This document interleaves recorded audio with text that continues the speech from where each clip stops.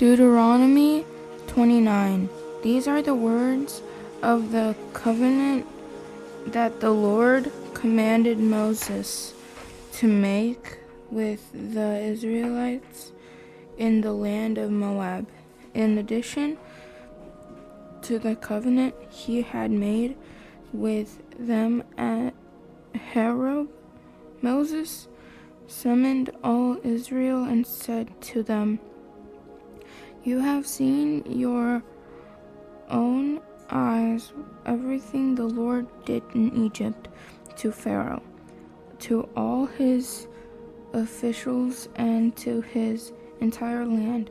You saw with your own eyes the great trials and those great signs and wonders. Yet to this day the Lord has not given you a mind to understand, eyes to see, or ears to hear.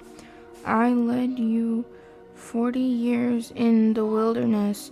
Your clothes and the sandals on your feet did not wear out. You did not eat food or drink wine or beer, so that you might know that I am the Lord your God.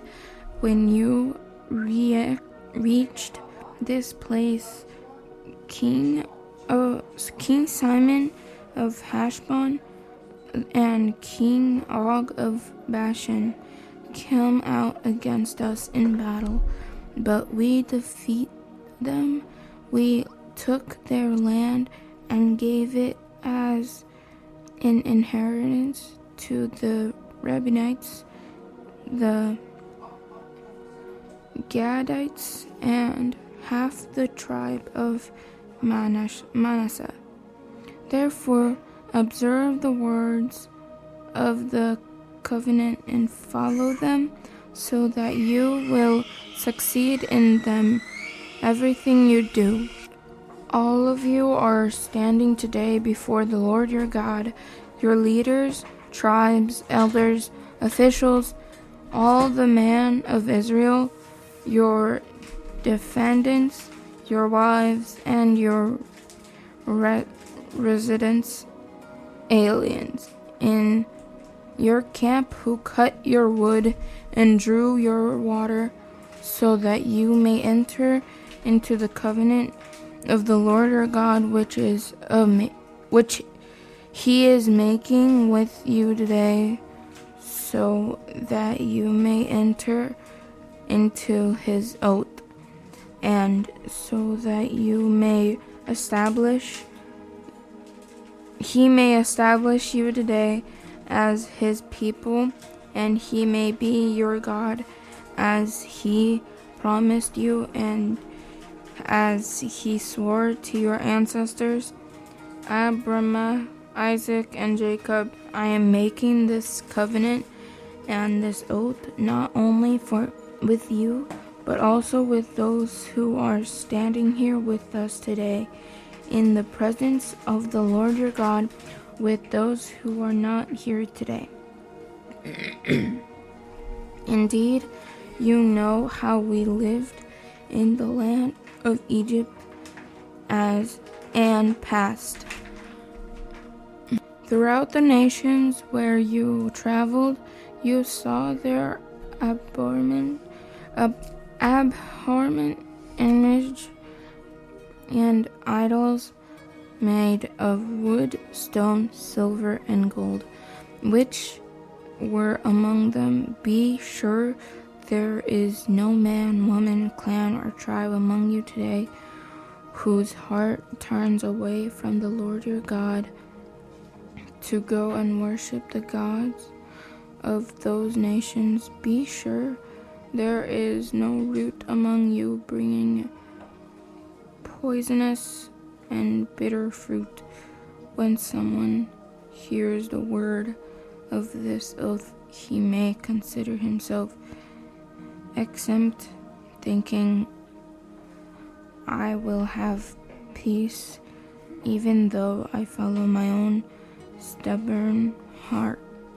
This will lead to the destruction of the well-watered land as well as the dirty land, dry land.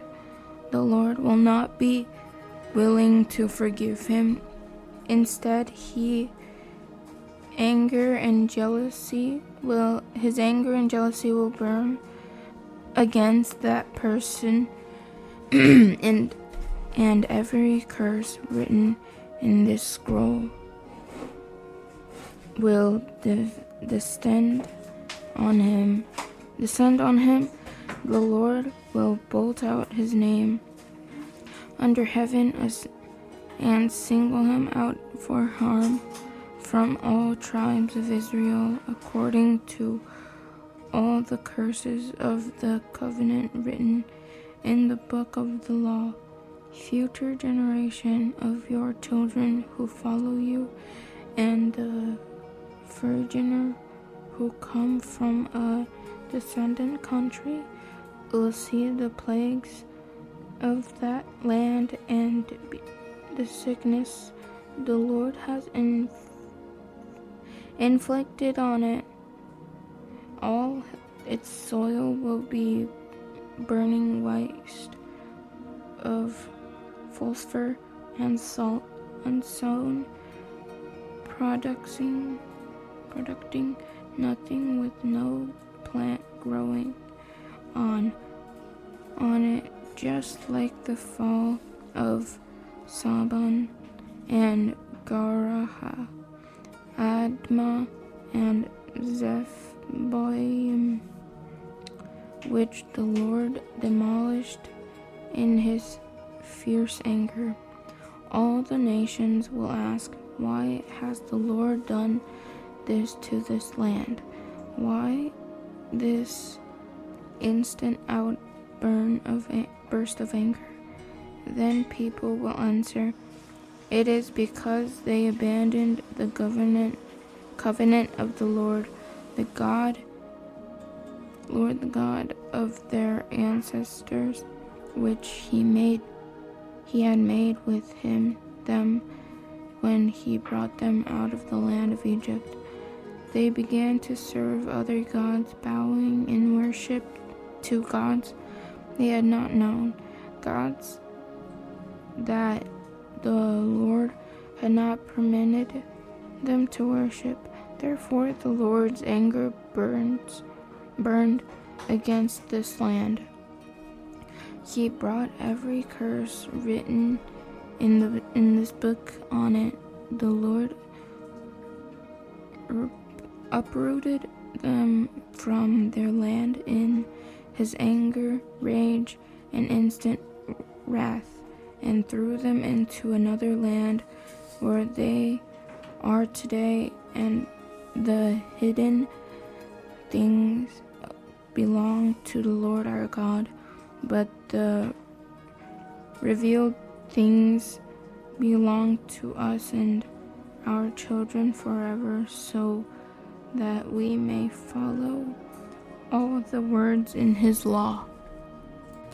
Deuteronomy 13. When all these things happen to you, the blessings and curses I have set before you, and you come to your senses, while you are in all nation where the Lord your God has driven you, and you and your children return to the Lord your God and obey him with all your heart and all your soul, by doing everything I am commanding you today. Then he will restore your fortunes. Fortunes have compassion on you and gather you again from all the peoples where the Lord your God has scattered you. Even if your exiles are the farthest horizon, he will gather you and bring you back from here. The Lord your God will bring you into the land your ancestors possessed, and you will take possession of it. He will cause you to prosper and multiply you more than he did your ancestors. The Lord your God will circumcise your heart and the hearts of your descendants. And you will love him with all your heart and all your soul, so that you will live. The Lord your God will put all these curses on your enemies who hate and persecute you. Then you will again obey him and follow all his commands. I am commanding you today. The Lord your God will make you prosper abundantly in all the work of your hands, your offspring, the offspring of your livestock, and the produce of your land. Indeed, the Lord will gain delight in your prosperity, as he delighted in that of your ancestors, when you obey the Lord your God by keeping his commands and all statutes that you are written in this book of the law, and return to him with all your heart and all your soul. This command that I give you today is certainly not too difficult or beyond your reach. It is not in heaven, so that you have to ask, who will go up to heaven, get it for us, and proclaim it to us, so that we may follow it. And it is not across the sea, so that you have to ask, who will cross the sea, get it for us, and proclaim it to us, so that we may follow it. But the message is very near you, in your mouth, in your heart, so that you may follow it. See it today. I have set before you life and prosperity, death and adversity, for I am commanding you today. I love the Lord your God, to walk in his ways and to keep his commands, statutes, and ordinances, so that you may live and multiply, and the Lord your God may bless you in the land you're entering to possess. But if your heart turns away and you do not listen, and you are led astray to bow and worship to other gods, and serve them, I tell you today that you will certainly perish and will not prolong your days in the land you are entering to possess across the Jordan. I call heaven and earth as witnesses against you today, that I have set before you life and death, blessing and curse. Choose life, so that you and your descendants may live. Love the Lord your God, obey him, and remain faithful to him. For he is your life, and he will prolong your days as you live in the land the Lord swore to you, give to your ancestors Abraham, Isaac, and Jacob. Deuteronomy 31. Then Moses continued to speak these words to all Israel, saying, I am now 120 years old. I can no longer act as your leader. The Lord has told me, you will not cross the Jordan. The Lord your God is the one who will cross ahead of you. He will destroy these nations before you, and you will drive them out. Joshua is the one who will cross ahead of you, as the Lord had said. The Lord will deal with them as he did Sihon and Og, the king of the Amorites, and their land. When he destroyed them, the Lord will deliver them over to you. You must do to them exactly as I have commanded you. Be strong and courageous. Do not be terrified or afraid of them. For the Lord your God is the one who will go with you. He will not leave you or abandon you. Moses then summoned Joshua and said to him, in the sight of all Israel, be strong and courageous, for you will go with these people into the land of the Lord swore to give to their ancestors. You will enable them to take possession of it. The Lord is the one who will go before you. He will be with you. He will not leave you or abandon you. Do not be afraid or discouraged. Moses wrote down this law and gave it to the priest, the son of Levi, who carried the ark of the Lord's covenant, and to all the elders of Israel.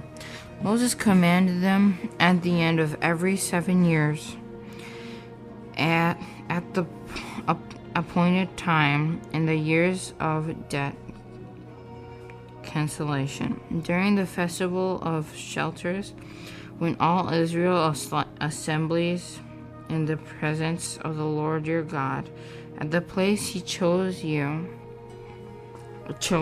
are to read this law aloud before all Israel.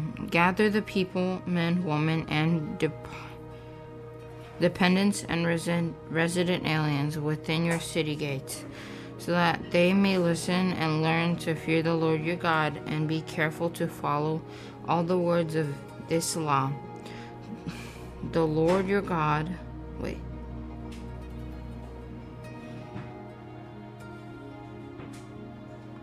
Then their children who do not know the law will listen and learn to fear the Lord your God as long as you live in the land you are crossing the Jordan to possess. The Lord said to Moses, "The time of your death is now approaching. Call Joshua and present yourself at the tent of meeting, so that I may commission him." When Moses and Joshua went and presented themselves at the tent of meeting, the Lord appeared at the tent in a pillar of cloud, and the cloud stood at the entrance to the tent. The Lord said to Moses, "You are about to rest with your ancestors, and these people will soon prostitute themselves with the foreign gods, lowercase, of the land they are entering. They will abandon me and break the covenant I have made with them. My anger will burn against them on that day. I will abandon them and hide my face from them, so that I will become easy prey. Many troubles and afflictions will come to them. On that day, they will say, 'Haven't these troubles come to us because our God is no longer with us?' I will certainly hide my face on that day because of all the evil they have done by turning to the other gods. Therefore, write down these songs for yourselves and teach it to the Israelites. Have them sing it so that this song may be witness for me against the Israelites when I bring them into the land I swore to give their ancestors, a land flowing with milk and honey. They will eat their fill and prosper. They will turn to other gods and worship them, despising me and breaking my covenant. And when many troubles and afflictions come to them, this song will testify against them, because their descendants will not have forgotten it. For I know what they are prone to do, even before I bring them into the land I swore to give them." So Moses wrote down this song on that day and taught it to the Israelites. The Lord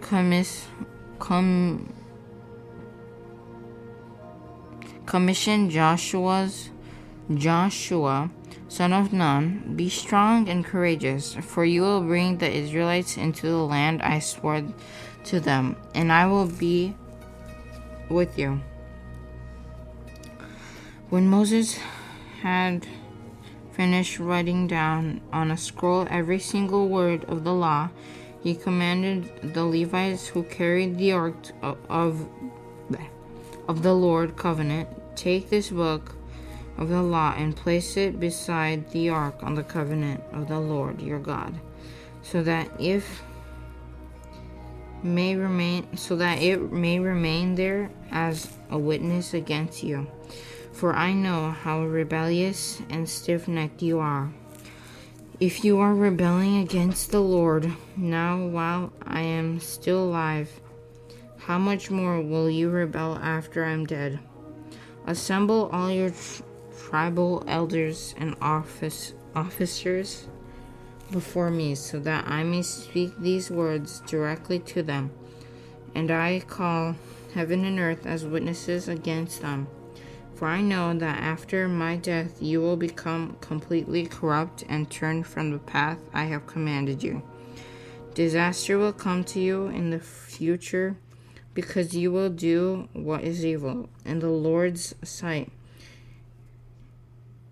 angering him with what your hands have made. Then Moses recited aloud every single word of this song to the entire assembly of Israel.